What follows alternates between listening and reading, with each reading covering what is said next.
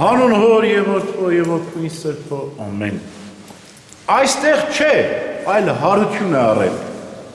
Ասացին հրեշտակները յուղաբեր կանանց։ Հրեշտակած այս խոսքերը խորին խորհուրդ ունեն իր մեջ։ Մինչև Քրիստոսի հարությունը դերևս առաքյալները, եւ հատկապես Պետրոսը, միշտ մարտնչում էր Քրիստոսի հետ։ Ոչ Տեր, քեզ այդ չպետք է պարտահի։ Բարի մարդը, Աստծո որդին չի կարող չարչարվել, չի կարող խաչվել,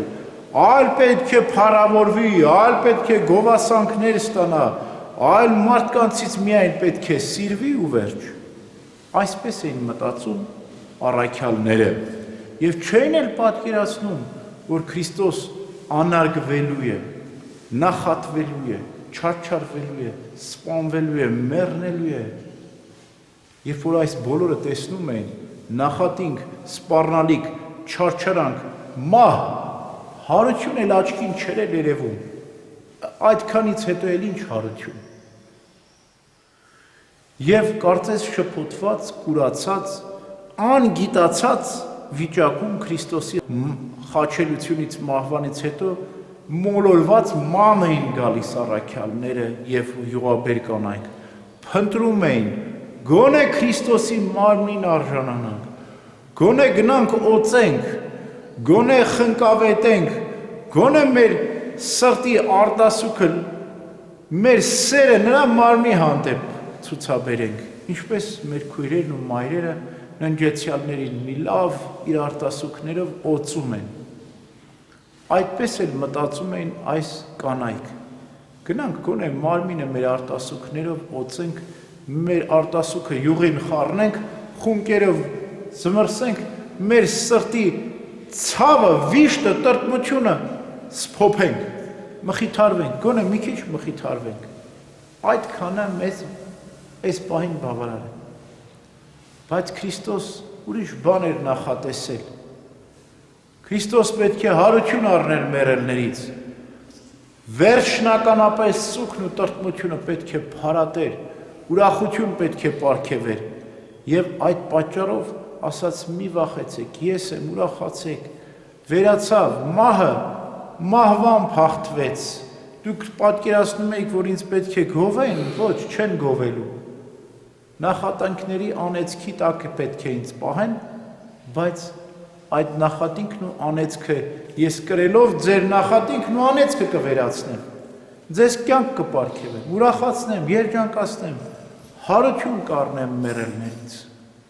Եվ այսպիսի մոտավորապես մի պատմություն տեղ ունեցավ նաև դժոխքում։ Պատկերացնում եք ինչքան մարդիկ էին այնտեղ հավաքված։ Որքան մարգարեներ, որքան արդարներ, որքան սուրբեր, Ադամից սկսած։ Բոլոր մարգարեները գիտեին, որ Քրիստոս պետք է գա,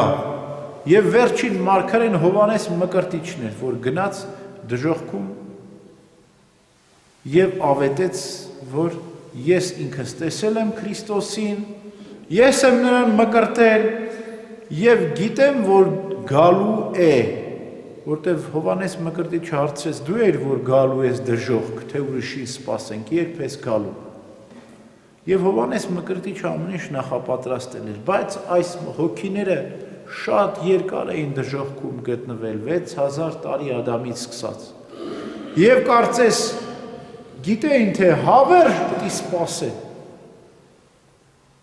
Անհամբեր չէին, համբերությամբ են, համբերողությամբ են սպասում։ Գիտեին, որ Քրիստոս կա, բայց կարծես այդ սպասումի, այդ համբերության մեջ ժամանակի զգացողությունը կորցրել էին, այլևս չգիտեն, սպասում են, թե չեն սպասում, բայց հենց այդ պահին, երբ որ մենք չենք սպասում, երբ որ մենք համբերատարությամբ ենք սպասում, բայց նաև կորցրել ենք սպասման այդ զգացողությունը, Քրիստոս հայտնվում է։ Ինչպես ավետարանում մեր Տերն ասում է. Մարդու որդու գալստը կլինի գողի նման, մարդիկ չեն իմանա, հանկարծակի կգա։ Այդպես է Քրիստոսի հարությունը հանկարծակի եղավ։ Մեկ էլ դժոխքը քանդվեց, մեկ էլ ննջեցյալները տեսան, որ Քրիստոս եկավ, եւ հարություն առան մեռելներից։ Այս պատմությունը ոչ միայն առաքյալներին են, ոչ միայն մարգարեներին, արդարներին ու սուրբերին են, որ դժոխքում են գտնվում, որոնք Քրիստոսի հարության ականատեսներ եղան, այլև մեր կյանքում է այս պատմությունը։ Ամեն մեկիս կյանքում է։ Մենք կարծես մոռանում ենք, որ Քրիստոս հարյավ ի մեռելոց։ Ինչու՞, որտեղ այնքան ենք ընկղվում այս աշխարհի հոգսերի, զբաղմունքների, մեղքերի գայթակղությունների, դրա մեղքերից արդյունք եղած տանջանքների, խղճի խայթերի մեջ, sense մոլորված։ Այո, մտքի հեռու անկյունում կարծես մոռացված մի պատմություն,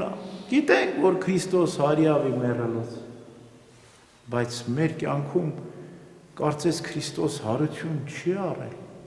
որտեղ մենք այնքան ենք մոռացել Քրիստոսի հարության այս օրհնությունը, խաղաղությունը, սերը, երջանկությունը, լույսը, ընտրել ենք մեր խավարը, մտել ենք այդ խավարի մեջ ու ապրում ենք։ Հավատում ենք, բայց այնքան թույլ է այդ մեր հավատքը, այնքան արկայծող է, այնքան մոռացված հավատք է ուղղակի, կենդանի հավատք չի։ Եվ հենց այդ մեր թույլ, տկար, մոռացված վիճակում հրեշտակը գալիս է, նստում է մեր կողքում, ասում է. Քրիստոս հարյավ ի մեռելոց։ Ինչու եք